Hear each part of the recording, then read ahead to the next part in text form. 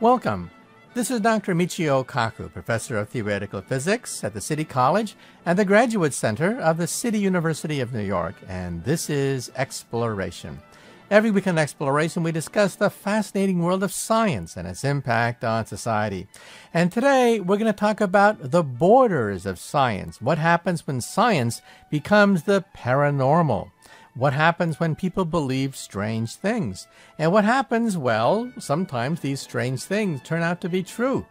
With us today is the leading skeptic, the man who says, bah, humbug, whenever you see these science specials about voodoo and magic and talking to dead people on television.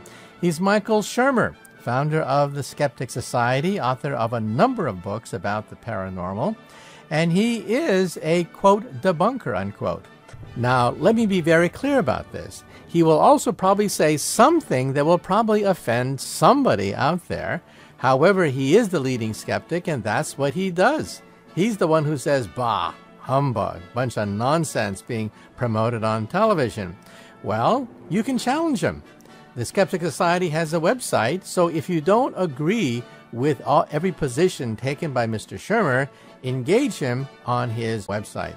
So once again, our special guest today is Michael Shermer, founder of the Skeptic Society and the Skeptics Magazine, author of a number of books about the paranormal, and he is America's, quote, #1 debunker.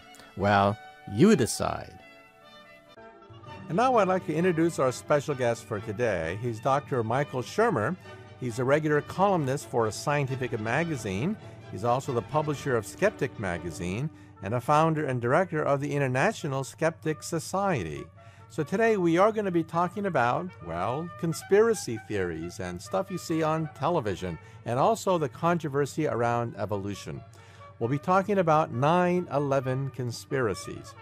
Was the World Trade Center brought down by a conspiracy originating in the United States? And for that matter, how do they do those TV shows that you sometimes see where somebody claims to talk to dead people and spirits? And also, what about the controversy concerning Charles Darwin? The controversy does not exist in Europe, and many Europeans are rather amused that the American people seem to be gripped with this crisis over evolution theory. So once again, we're talking to Dr. Michael Shermer, author of the new book, Why Darwin Matters.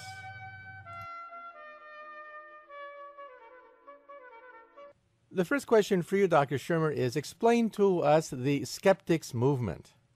Well, we started the Skeptic Society and Skeptic Magazine in 1992, but there's been for half a century a skeptical movement that was kind of begun by Martin Gardner and James Randi and others when the whole business about Uri Geller and the spoon-bending psychic stuff was picking up steam in the 70s. That's when the modern skeptical movement really took off. And our magazine, the purpose of it is to, well, two things, really. We are debunkers, let's face it. There's a lot of bunk out there, and part of our job is to, like trash collecting, it's a dirty job, but somebody's got to do it. And so that's part of it. But to me, that's not the most interesting thing. I mean, like lining up the claims of the creationist or 9/11 conspiracy people or whatever and answering them one by one is something somebody needs to do, and that is what we do. But on a larger scale, I'm more interested in the power of belief, how belief systems work, how people come to believe such weird things. I wrote a book about this, why people believe weird things. It is an interesting question, particularly smart people. College professors believe weird things. And so how does that happen? If they're so smart, what's going on here? And the short answer, as it turns out, is that most of our beliefs are held for non-smart reasons. That is, psychological, emotional commitments that we make depending on our peer groups and mentors and where we were raised and the beliefs of our parents and things like that. And then we back up into the beliefs using rational arguments to justify them after we already hold those beliefs. And so that's something I've learned in this job. And I guess there's no gene for rigorous scientific thinking, right? No one's born by saying that things have to be falsifiable, testable, reproducible. We humans sort of like grab on to anything that comes along sometimes, right? Yeah, that's right. We're not natural-born scientists, although we are natural-born causal seekers. I mean, we're pattern-seeking animals. We look to connect the dots A to B to C, and in the natural environment, often those dots are really connected. They really are causally connected, and we're good enough at it to be able to survive and have evolved to where we are now. But the problem is that we make a lot of false positives, these so-called type 1 errors, in which we assume something is real when it's not. And generally, it doesn't cost you anything. It doesn't take you out of the gene pool, and to assume that there's something there that isn't, like, let's say, if I spin 3 times to the left, it'll bring on the rain or be good for fertility or something like this. That doesn't cost me anything. It's not going to take me out of the gene pool. So we've inherited the capacity for superstition and magical thinking. And then it's only one small step from that to also assuming that other agents have intentionality. That is, agents like other animals, other people, other animals. You don't have time on the plains of the savannas of Africa to calculate whether that cheetah or that lion is interested in you or not. The safest thing to do is just always assume he has intention, and the intentions are bad, and so run like hell. And so if all agents have intention, which is an easy assumption to make, then it's a small step to assuming so does the inanimate world. Planets, rocks, trees, the lightning, clouds, they all have intention too. And something with intention is an agent, a being, a god, if you will. So there you see how we get from animism to polytheism to monotheism. That is, we assume that there's some causal agent in the universe at work, and that today we call God, but other people in other times call it something else. Now, I understand that some brain scientists have looked at something called epileptic lesions, damage to the brain, whereby people see causal things everywhere in the universe if they suffer from epileptic lesions. If it rains, it's because they did something bad the other day. It's a punishment. Almost anything around them has some kind of supernatural causal basis to it. And this can actually be induced artificially, I understand. Yeah, this is the work of several scientists. Ramachandran at UC San Diego does stuff on temporal lobe seizures and how that generates incredibly intense religious experiences, including the hearing of voices and whatnot. There's a guy named Michael Persinger at Laurentian University who I went and did this. He puts this helmet on your head and bombards your temporal lobes with electromagnetic patterns, waves of patterns, and he's able to generate very, very mild, out-of-body experiences and the sense presence in the room. You're in this little isolation room that's completely quiet, and so by doing that, he hopes to try to replicate how it is that some people have these remarkable experiences. But I don't think that explains why people believe in God, because the average person who says they believe in God, 92% of Americans say they believe in God. Most of them don't hear voices. They're not talking to angels. They're not sensing aliens or angels coming into their room and nothing like that. They believe because they were raised to believe. They were raised in a Christian culture. Most of their parents are religious, and that's why most people believe. It has to do with psychology and culture more than anything else. And also, you said it doesn't take you out of the gene pool to believe in these things, but doesn't it actually strengthens your chance of survival to complete the dots? I mean, if you think you see a tiger in the forest, you complete the dots and you say, oh, there's a tiger there, right? Yeah, that's right. But 9 times out of 10, there's no tiger. Yeah. There's no face on Mars. There's no Donald Duck in the clouds in the sky. But the brain says, by God, it looks like Disney characters up in the sky. And the brain does that naturally because, in some sense, 1 time out of 10, it actually probably saves your butt, right? That's right. So magical thinking and superstitious thinking is actually just part of a larger, what I call a belief engine. That is, we just form causal connections and beliefs about everything. And sometimes they're true. They're true often enough that it helps us. But the rest of the time that they're not true, the false positives, so what? It doesn't really hurt us. So we've inherited that. It's never going to go away. I have job security at Skeptic. Okay. People will always be believing weird things. Okay. And let me ask you a personal question. Why get into this business? Because it's a thankless job. You probably get a lot of angry letters from fans of Bigfoot. You probably get a lot of angry people saying, how dare you question whatever. It's a thankless job. Why do it?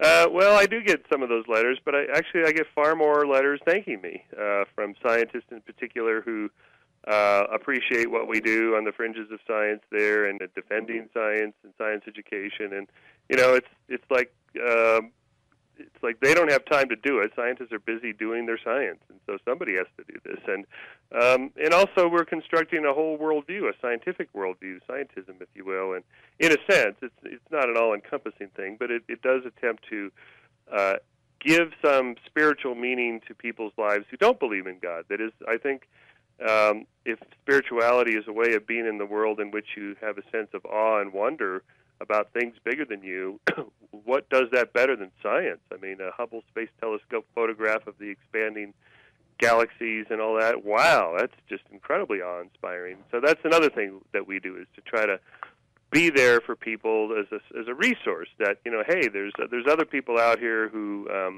embrace this scientific worldview.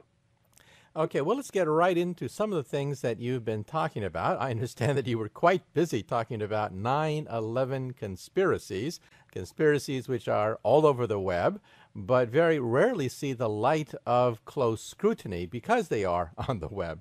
So let's talk about some of these 9/11 conspiracies. Some people claim that there were explosives that brought down the World Trade Center because it seemed to be very systematically planned. The buildings went straight down. Well, what are your thoughts? Yeah, I'll tell you, I encountered this about 2 years ago when a guy came up to me after a public lecture and started telling me about how the World Trade Center was brought down by these squibs, these demolition bombs, and I was just standing there, mouth agape, going, "What are you talking about?" And so he told me all about this book in France, and I thought, oh, well, the French, what the hell? They're always hammering the Americans, and this thing will never take off. And man, was I wrong. I wrote a column about it because I thought in Scientific American, I wrote a column about the 9/11 conspiracy theories. That's an easy target, and just knocked them down. And I got hundreds of letters from readers of Scientific American telling me that I was wrong, that in fact there was some conspiracy afoot. And then and since then, it's just really picked up steam. There's this professor at BYU, Steve Jones, I think his name is, who was put on suspension for this. There's this 9/11 Truth Committee, and they have conferences. There's this video on Google Video called Loose Change, the most downloaded video this week. And so here's the deal. They have to spin an incredibly elaborate conspiracy to make this happen. That is, the Bush administration orchestrated the bringing down of the towers and the attack on the Pentagon in order to galvanize the American public into going to war against against Iraq and so on, and perhaps Iran and whatnot. Anyway, just to galvanize the people behind the president, and we can see how well that's worked. But in any case, so just take something like the physics of why the buildings fell.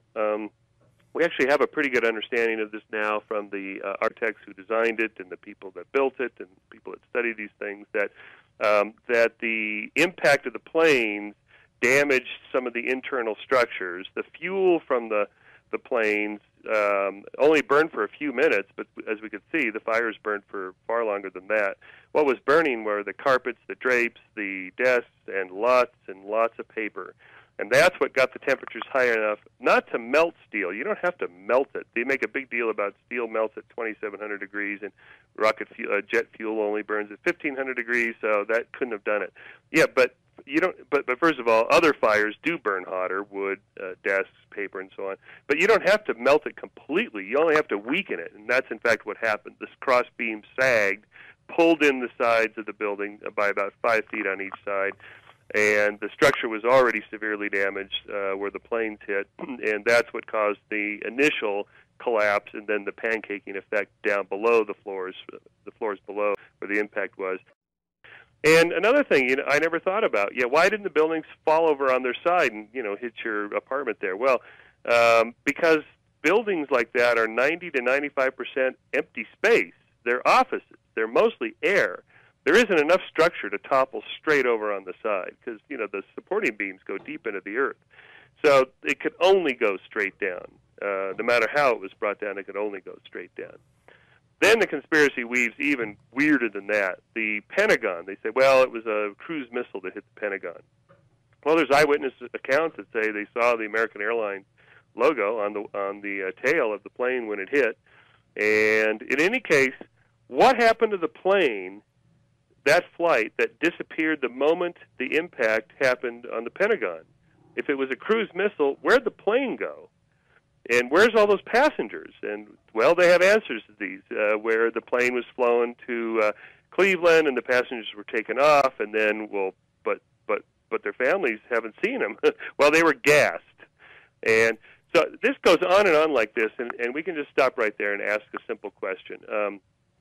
How could all those people that would have had to be involved in this conspiracy, hundreds, maybe thousands of people that have to be in on the planning of the bombs, the gassing of the passengers, the bringing down of the planes, and so on, not one of them is going to talk. Not one of them wants to go on Larry King Live to say, have I got the story of the century for you, Larry? Not one of them wants to write a best-selling book.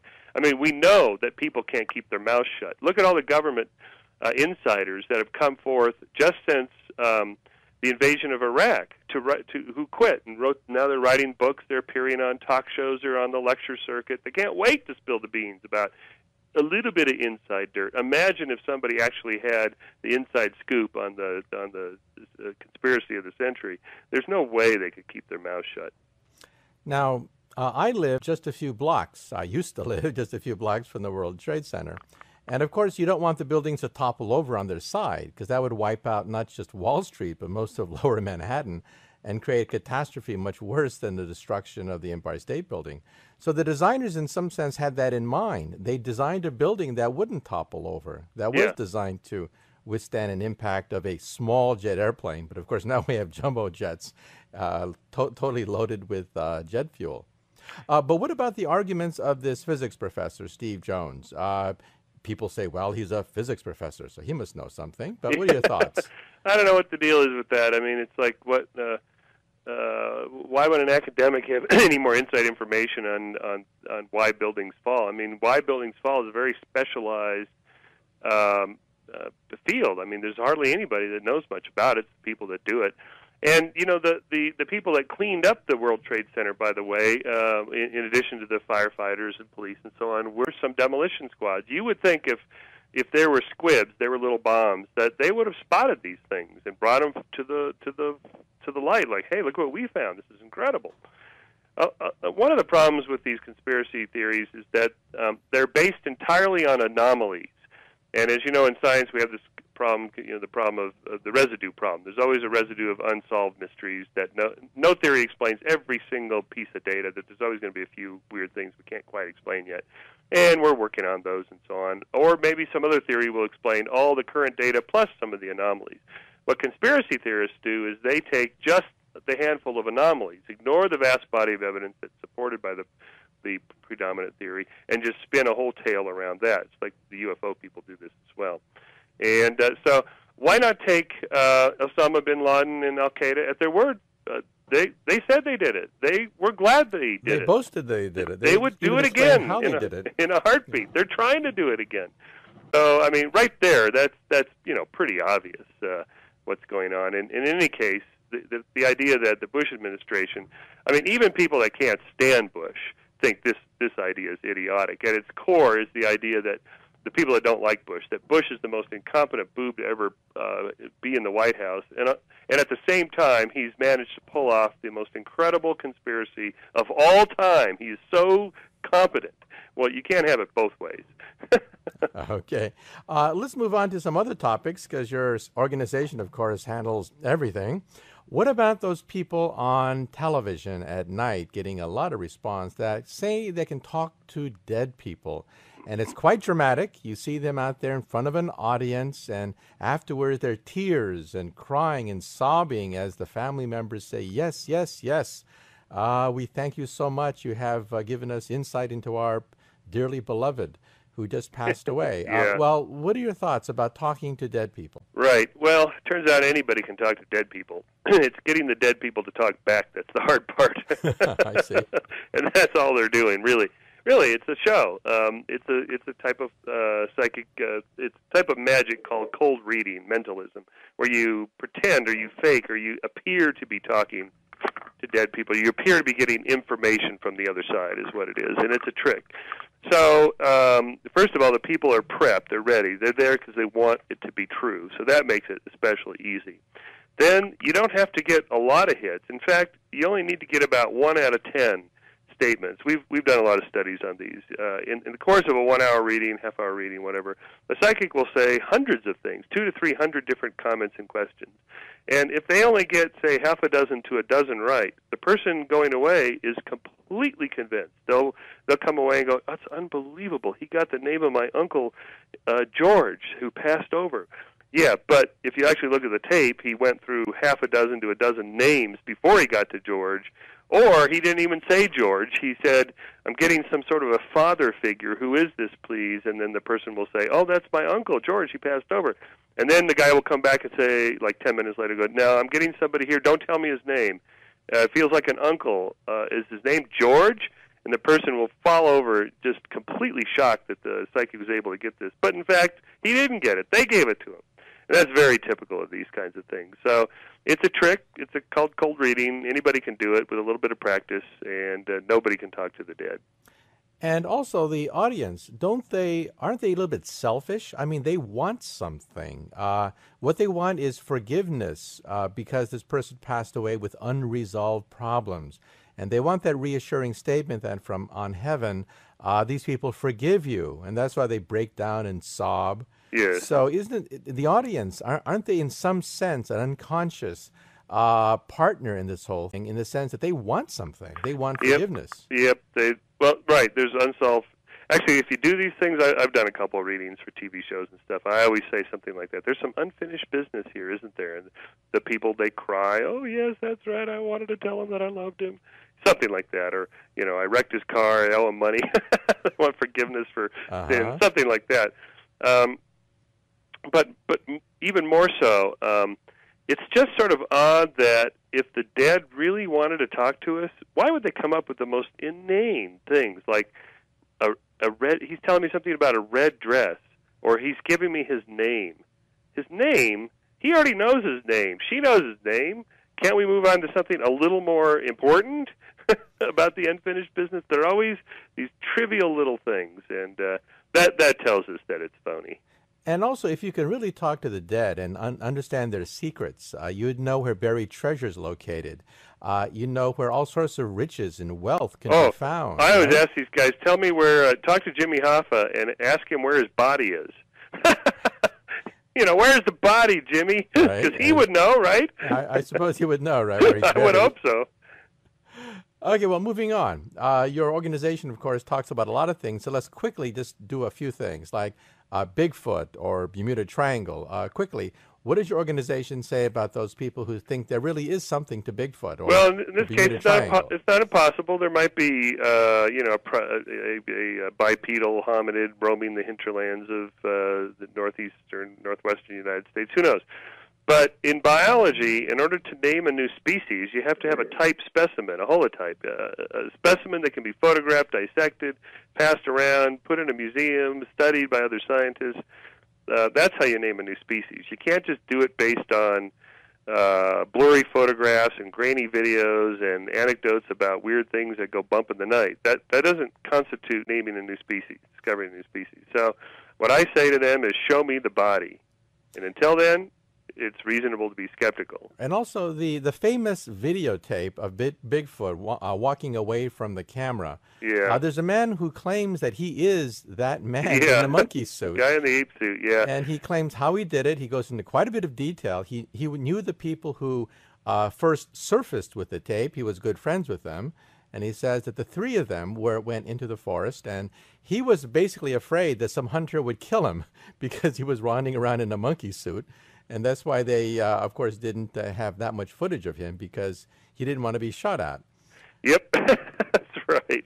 Well, sometimes people claim hoaxes, they don't actually do them. But I think it's possible in that case he actually did. It certainly does look like a guy in an ape suit, clearly. But, there's no smoking gun. No one's turned up the actual ape suit yet. So we'll see. And what about the Bermuda Triangle?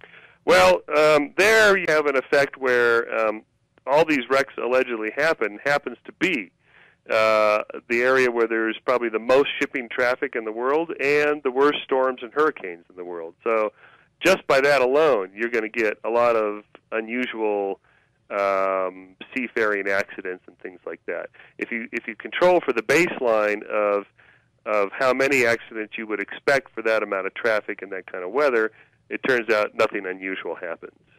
Okay, and what about alien abductions? Some people claim that it is nothing but sleep paralysis involved, but explain. That's the best theory we have going now. That is, we do know that a certain percentage of the population, maybe 1 out of 50 or so, has sleep paralysis. That is, you wake up in the middle of the night in which you're so relaxed you feel paralyzed, like you can't move. You're not actually awake. You're sort of in a dreamlike state, but you feel like you're awake.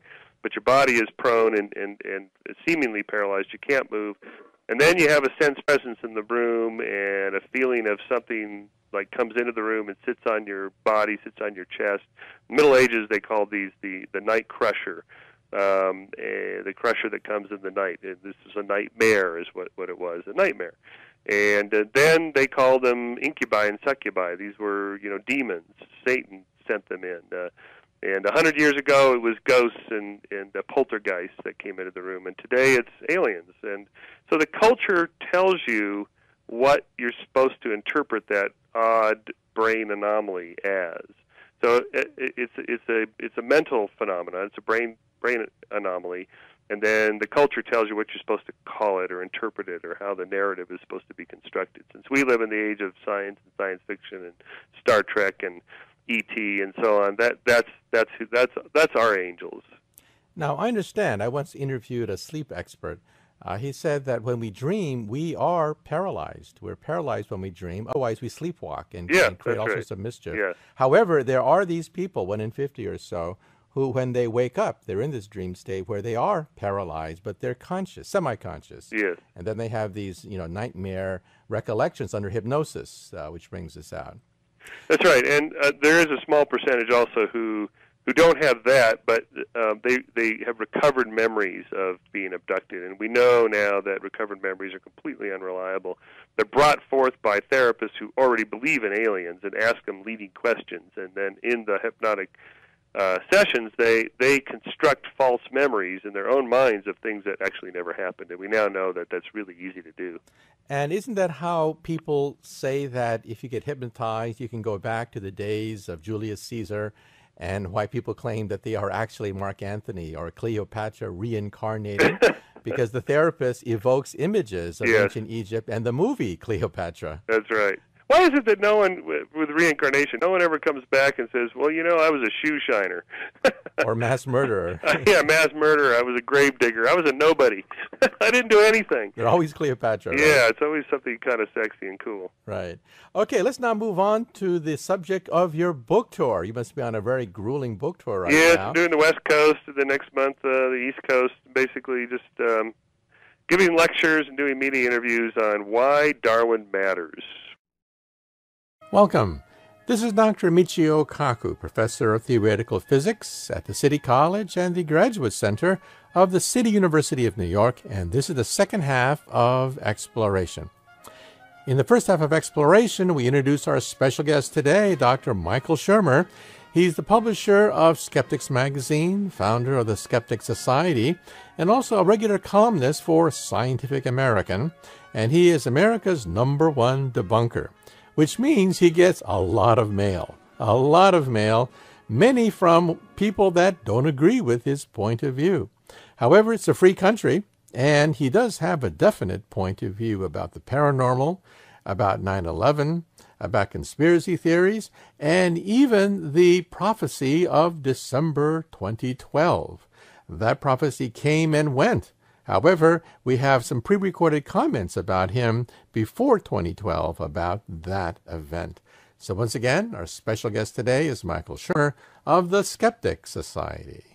Okay, now if you go to Europe, many Europeans are amazed that Americans are still fixated over this the monkey trial of many decades ago. It's a settled question in Europe. In fact, Darwin is on the money in England. Yes, I know. However, here it's quite a volatile issue. Why here and not in Europe? Well, in part because we have separation of church and state, and that drives churches to be much more aggressive in their pursuit of their religion. And the kind of religion practiced here tends to be more fundamentalist, more literalist in its interpretation. Now, mind you, this is they're still a minority, but they're a vocal minority, and they're a vocal minority that have money and therefore some political clout. So they're a lot more vocal than they actually are powerful, but nevertheless, they're there. And so the four strategies they've developed since the Scopes trial. The first strategy was banning the teaching of evolution, and that resulted in the Scopes trial. The second strategy in the 60s, after Sputnik and the reintroduction of science into and Darwin into public school classrooms, brought forth demands for equal time for Darwin and Genesis, and they lost all those battles on First Amendment grounds. Third strategy, 70s and 80s, was to demand equal time for evolution science and creation science. They just put a hyphen and stuck the word on the end as if that makes it science. And they lost those battles, including all the way to the U.S. Supreme Court in 1987, where the 9 justices voted 7-2 to uphold the Louisiana ban on equal time laws, and that killed creationism once and for all, or so I thought.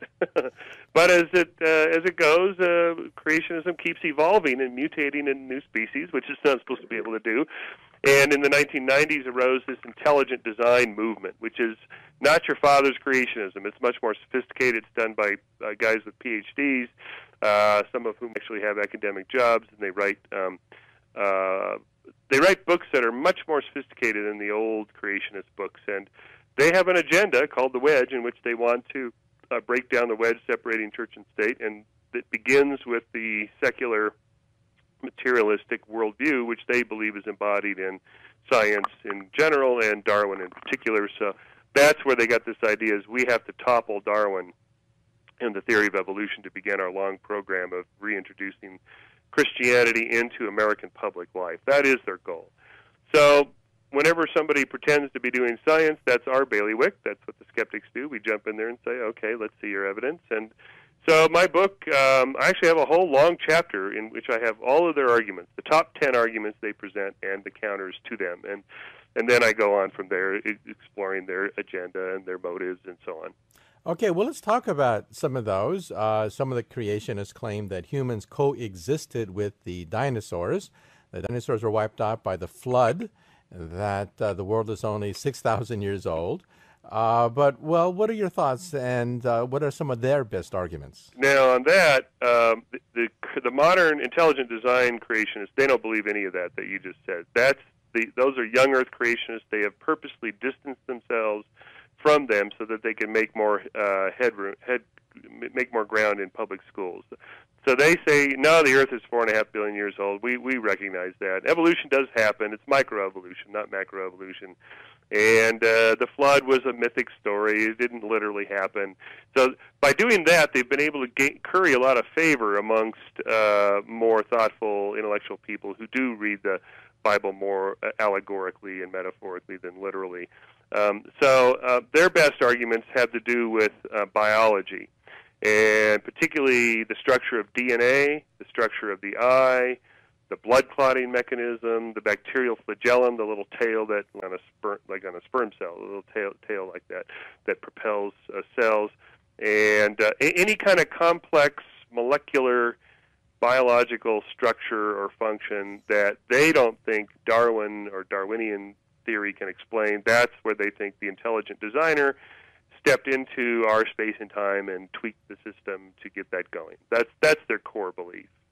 And what is their best shot? If you were to try to tear down Darwin using that point of view, what is their best shot?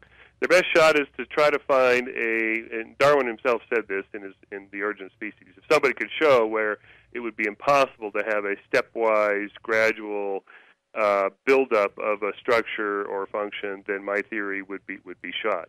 So that's what they're always looking for.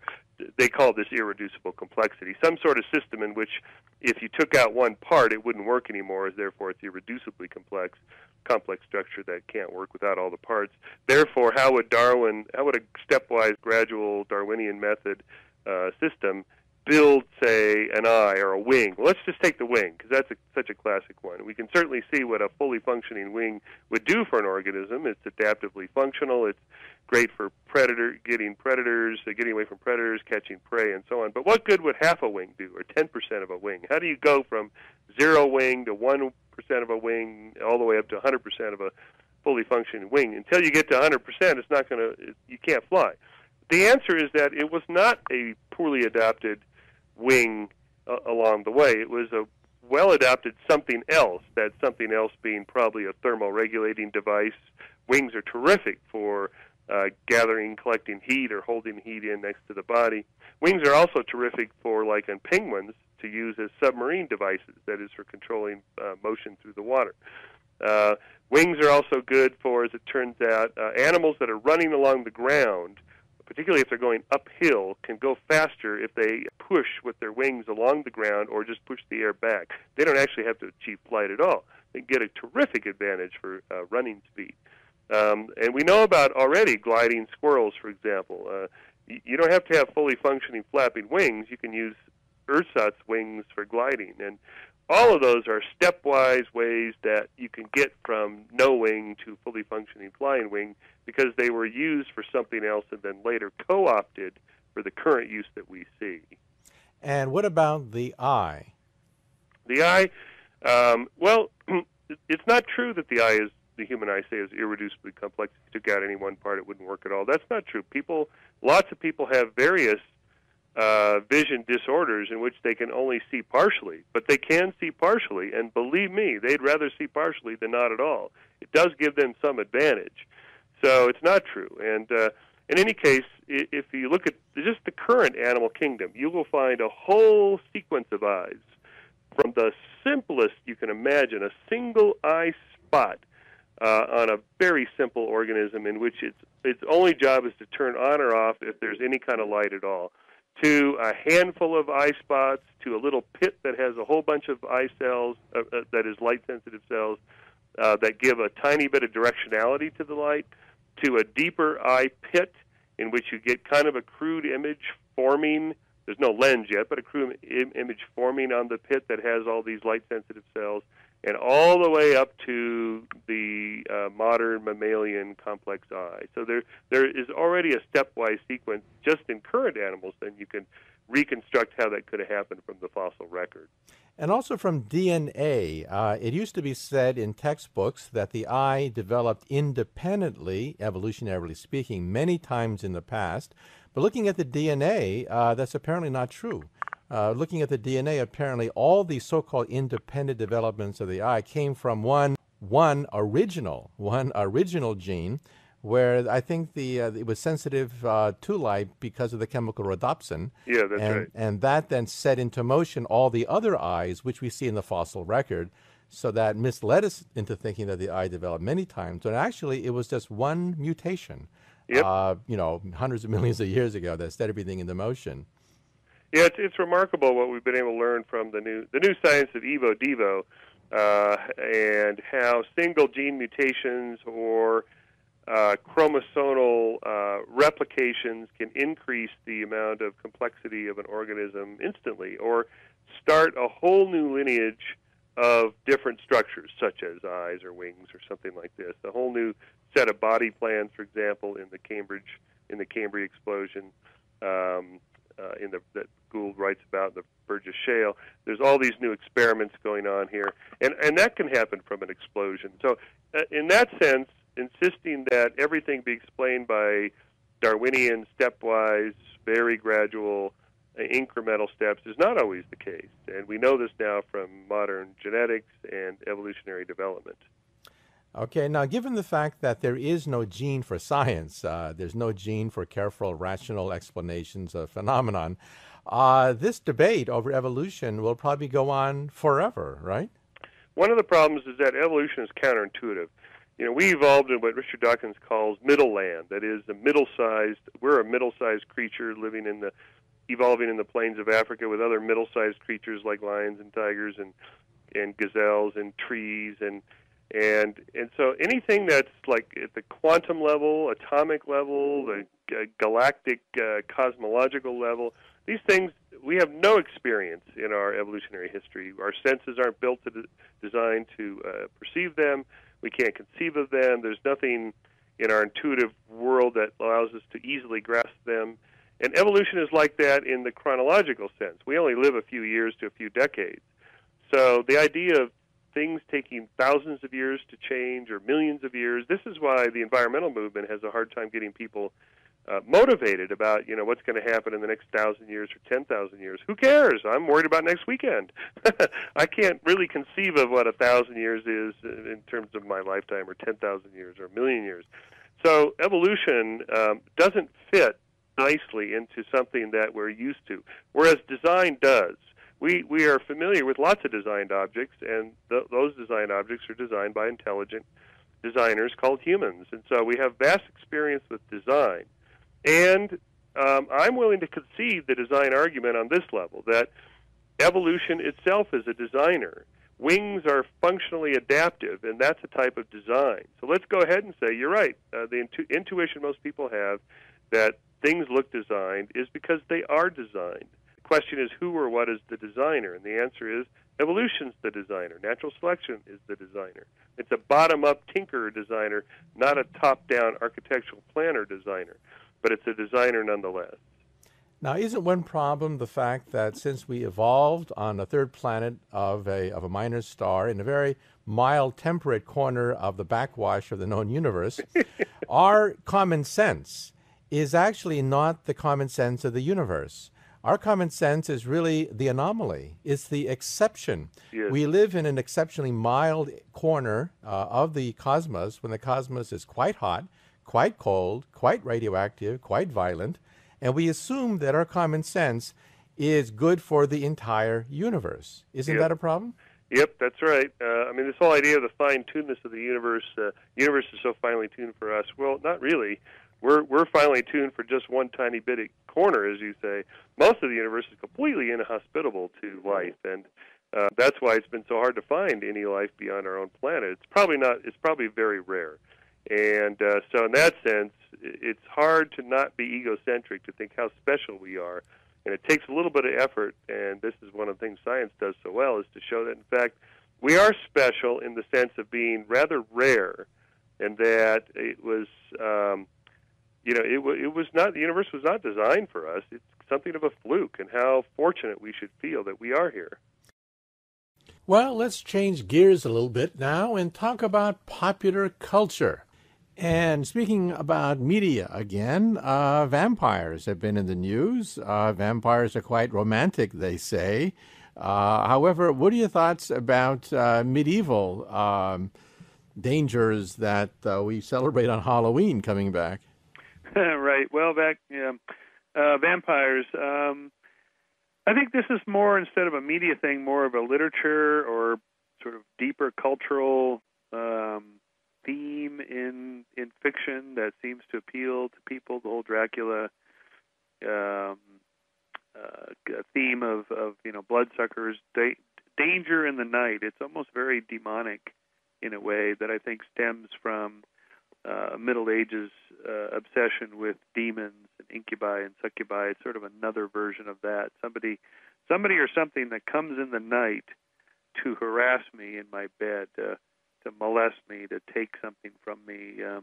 That's a very common theme that appears to have something to do with something called sleep paralysis, where you wake up in the middle of the night, often early morning hours, 2, 3, 4 a.m., 5 a.m., in which you feel like you're awake in your bed, but you can't move. You feel paralyzed, like you want to get up and leave, but you can't. And there's a presence in the room, like there's somebody here, and who is that? So at that point, this appears to be a brain phenomenon. At that point, our culture steps in and tells us what to call those things, how to interpret that anomalous phenomenon. And so centuries ago, it was demons and incubi and succubi, and then maybe last year it was, or last century it was like ghosts and poltergeists or something like that. Maybe Dracula's vampires, and then in our in our time, it's more like aliens are coming and harassing us in our beds at night. And so whatever's in pop culture, that's in literature and in our case in films and TV, that gets inculcated into our minds. And so when our brain has one of these anomalous hiccups, another part of our brain steps in and says, okay, we have to make sense of this weird thing. What is that? Oh, I know. I saw this movie. I'm anthropomorphizing your neurons here, but basically, you're calling it something that your brain has been inculcating from pop culture, and that's how these things happen. Yeah, in fact, I had two of my acquaintances who actually have sleep paralysis problems, and one of them actually thought she was going crazy having these experiences until it was finally explained to her that it's just nothing but sleep paralysis. But she told me that it's very easy then to slide into alien abductions. What are your thoughts? Yeah, that's absolutely right. In fact, I was telling this to one of my cycling friends yesterday who's from California, so he's a flatlander like me, but he was visiting Colorado, where he was staying at a friend's house that it was at high altitude, like at 10,000 feet. And it's hard to sleep at high altitude when you're a flatlander, a lowlander like us. And so he was having these really lucid dreams, these really weird, bizarre. Basically, what it is oxygen deprivation. If you live at sea level like we do, you have far fewer red blood cells than people that live at high altitude. Their bodies produce more red blood cells to deliver more oxygen to their brains because they have less at high altitude. So basically, you're starved for oxygen. Your brain then starts to have these weird anomalous experiences, and that is what we think happens with near-death and out-of-body experiences. Is there anoxia or hypoxia, or just not enough oxygen to the cortex, causing your brain to have these sort of weird anomalous experiences, which, since your brain doesn't sense itself, it doesn't think, ooh, wow, I'm having these weird experiences but I'm creating myself. What your brain thinks is, wow, there's somebody else in the room with me. There's something else in here that's not me. There's a not me in here. And what do we call that not me? Well, it's a demon or it's an alien or whatever. What are your thoughts about transcranial experiments where you can actually shoot radio waves into the brain to induce the feeling of being religious? People say that. I've done that. This is Michael Persinger's research, I think you're referring to, at Laurentian University in Sudbury, Canada, and you put on this God helmet. He calls it the God helmet. It's just a motorcycle helmet with some solenoids on the side, and he bombards your temporal lobes with these magnetic fields. And so temporal lobes are the sort of lobes of your brain that are above your ears, left one and right one, and they do different things, but they seem to be related to like orientation in space and imagination and memory, some memory. And so when you start tinkering with those things, you're sort of simulating one of these brain hiccups, these little sort of anomalous things that happen. And so he puts you in this isolation chamber with the helmet on. You're in this big easy chair, soundproof room. They turn the lights off, and you're just kind of there alone, and he turns on his little magic computer that starts bombarding your temporal lobes with these fields, and he can create different sensations. It's not dramatic. It's not like you've taken a drug or something and all of a sudden you're spinning out of control. It's not like that. It's a little more subtle, but it does give you a sense of there's somebody else in the room with me, or I feel like I'm floating out of my body. I had some slightly anomalous experiences, not hugely upsetting, but other people have. I think because I'm a skeptic, I tend to sit there thinking about it too much, like trying to fall asleep by thinking about it too much. It's harder to do. Or like I've tried to get hypnotized recently, and I just can't do it anymore. I used to be able to do it in my 20s. It was kind of fun to get hypnotized, but I can't do it anymore because I sit there and think about it too much. So I think if you're a slightly fantasy-prone personality and you sort of are willingly suspending disbelief to enjoy like a movie, but in this case enjoy an actual experience like that, you'd be more inclined to interpret those kinds of brain phenomenon as paranormal or supernatural. So let's talk about ghosts. There's even a program on the Discovery Channel, Ghost Hunters. There's so many different kinds of ghost movies and ghost programs. You whisper with ghosts. You talk to them. What are your thoughts? The ghost whisperer, right? Well, of course, there's no such thing as ghosts. The idea is that these are disembodied spirits of dead people, and if that were true, there's about 6 billion people today, and there's about 100 billion people have lived throughout history. So the numbers don't really add up. Where are all those 100 billion souls floating around or reincarnating or inhabiting different homes and hotel rooms or whatever? The whole thing doesn't make sense in that sense. In any case, what would be the platform, the medium by which you transfer your memories from your neurons in your brain to what? To some sort of hologram, some sort of energy field? Anyway, no one has any good answers to that. What's really going on here is that there's just unsolved mysteries. There's like spooky things that happen at night, creaky houses, creaky pipes, train goes by, shakes the house, houses are old, electrical systems go out, there's weird lighting systems. Maybe it's the moon, maybe it's a reflection of a light in another house, maybe it's somebody just walking down the sidewalk and you hear them better at night because there's less ambient noise. There's a whole bunch of just sort of anomalous things that happen. And if we don't have an explanation for it, our human mind just creates one. There's one thing we know about the human brain: it is not comfortable with uncertainty. Hardly anybody ever says, you know what, that's a weird thing, but I don't know what the explanation is, and I'm comfortable with that. Even scientists have a hard time saying, I don't know. But by profession, we have to say that. But for the most part, the brain just doesn't do that. So we fill in the gaps with ghosts or demons or angels or gods or whatever. That's what our brains do. Okay, and I'm sure your group is flooded with UFO stories. What are your thoughts, especially about airplanes that seem to see things following them that are tracked by radar? What are your thoughts? Right. Well, so of course pilots are no better observers than anybody else. It's one of the sort of urban legends that goes along with ufology, is that if whatever it is you're excited about was spotted by a sheriff or a politician or a pilot or a policeman, somehow that makes it more valuable. Why? Their eyeballs and ears and brains work the same way as everybody else's. So there's no reason to think that there's anything special about that. When pilots see things or whatever, just like anybody else, how do you know how big it is? When it's in the sky, there's no yardstick reference to say, oh, it's 150 yards wide and 300 meters long, and it was traveling at 300 miles an hour. People give descriptions like this, but of course, how would they know that? These are just complete guesstimates, and we know how bad people are as eyewitnesses in estimating those kinds of things. So, really, what it is just the brain filling stuff in, and of course, when you ask, if only 10% of these claims are true, there would be thousands and thousands of visiting spacecraft. Where are they?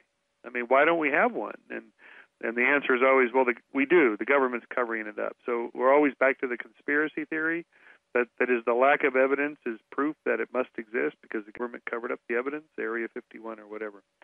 So our position on that is that, there's probably intelligent life somewhere out there in the cosmos just by the sheer numbers of stars and planets and galaxies, but they probably haven't come here because it's a long ways away between stars and a lot of empty space, and the stories we get about aliens are so human-like. They're so fraught with human frailty, the stories themselves, that is, that it's much more likely a human error of thinking and cognition than it is an extraterrestrial intelligence. Well, have you ever had a sighting that was hard to dismiss, that obviously wasn't a meteor, wasn't the planet Venus, wasn't swamp gas, wasn't a radar echo, wasn't a weather balloon? Have you ever encountered an incident that you had difficulty explaining? Yeah, I wasn't a balloon boy. Well, sure. In fact, I'd say that probably 5% of all sightings are unexplained. They're unexplained by by scientific standards and by UFO standards. That is to say, the UFO believers and us skeptics, we agree that probably 5 to 10% remain unexplained. And so, what do you do with those anomalies? That stuff happens, we can't explain it. What do you do with it? Scientists will say nothing. You don't have to do anything with it. Just leave it sitting there. We'll get to it, maybe, or maybe we'll never solve it. You just can't solve it. You can't explain everything. What the UFO people do, by contrast, is to take that 5% of anomalies and turn it into a whole new worldview, a whole theory about aliens visiting and government conspiracies and cover-ups and what the aliens want and so forth. And that's the difference between the skeptics and the believers. Is the skeptics are willing to live with the unknown and uncertainty, and the believers want to turn it into something dramatic. And any parting thoughts for those individuals who may want to subscribe to your magazine, check out your website, or are simply fascinated by the unknown? Well, I think, gosh, you'd have to be made out of wood not to be fascinated by all this stuff. It is interesting. Yes, it would be pretty cool if it was true, but what we wish to be true and what is true is not always the same. And so if you're interested in, what are the explanations for these different things, that's what we do. All issues of Skeptic Magazine going back to the early 90s are still in print. You can order them. You can go to skeptic.com and look up the different subjects you're interested in, and we carry a whole catalog of books on these different topics. So that's the best place to go. Walk into your local Barnes & Noble and Borders Books, pick up a copy of Skeptic, or go to skeptic.com and subscribe, or go to our website there and look to see what subjects we've covered and enjoy the process. And that concludes our interview with Michael Shermer, publisher of Skeptics Magazine and also founder of the Skeptic Society. Well, in the closing minute of exploration, let me make a short editorial comment, and that is that even though most conspiracy theories are outlandish, wild, and preposterous, some of them actually turn out to be true. For example, for years back in the 50s and 60s, it was rumored that the CIA was conducting all sorts of bizarre experiments with new chemicals, drugs, mind control, hypnosis, all sorts of chicanery going on behind closed doors.